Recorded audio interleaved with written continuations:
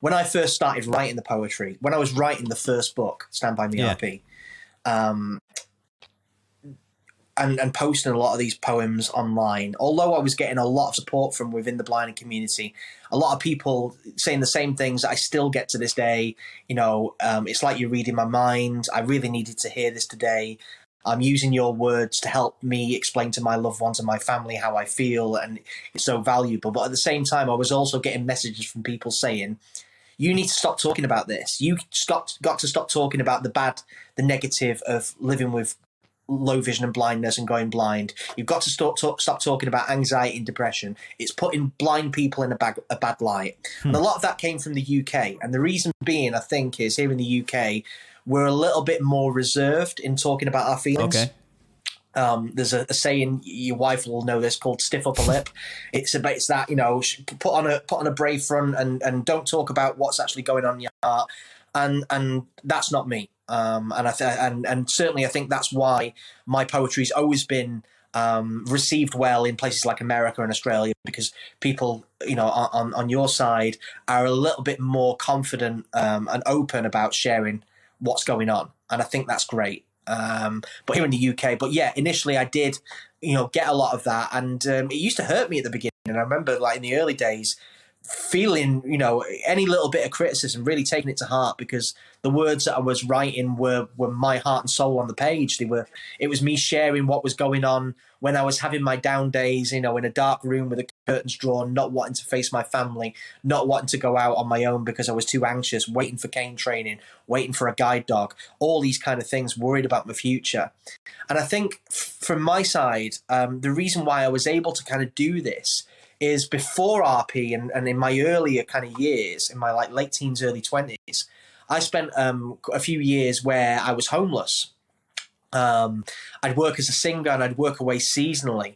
And when it was out of season and there wasn't any work on, sometimes I'd have to sofa surf, and I ended up on the street, and there was suicide attempts. I really struggled in my kind of formative years.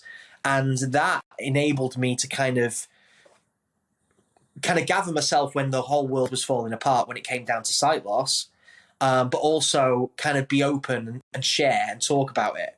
And it's back to what I was saying at the beginning about everything kind of happens for a reason. The things that we go through in our past kind of give us the ability to face things going forward. It's the same with the poetry.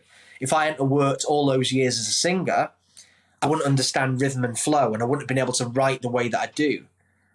So I'm a great believer that kind of these things from my past have helped me kind of do what I do now and shape my future. Yeah, most certainly. And that makes total sense with singing and rhythm, and just how that would affect your pacing and rhythm of your poetry. Mm-hmm, absolutely. Yeah, and I think that's, who are other people to tell you what art you can create? You're the artist, you're the sole creator, And this is the thing. And this is what I'm learning to be more accepting of. Not everyone's going to like what you do, And absolutely, and that's okay, because even the most popular artists in the world have a ton of haters, Who would I be to say that, I speak for everyone with living with blindness and low vision? That's just ridiculous. Because you have artists who sell out arenas, and then there's people who hate those artists. But yeah, they're still selling out arenas. Absolutely. So it's like, hey, it's okay. If not everyone's your audience, that's fine. People used to say to me as well, how many poems can you write about blindness or low vision? I'm like, well, how many songs can you write about love?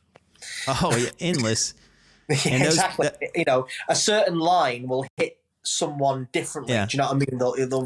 It'll just kind of trigger something in them. And I always get that, I've never written a piece of poetry that's taken me longer than 20 minutes to write. Every time I write them, it's like someone sat on my shoulders, kind of speaking the words.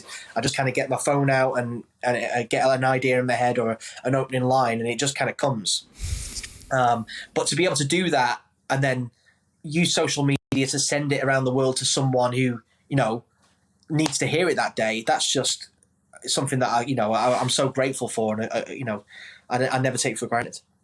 Yeah, and those people who probably ask you that, how many poems can you write? They probably aren't creative artists themselves, so it's like, take it with a grain of salt. It's like, who are absolutely.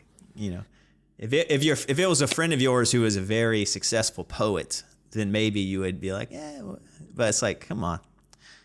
if you don't have skin in the game, it's like, don't try to, I don't know. Don't try to, I don't know. I just don't understand. Like, we don't give critiques on, like, let's say you have an accountant friend.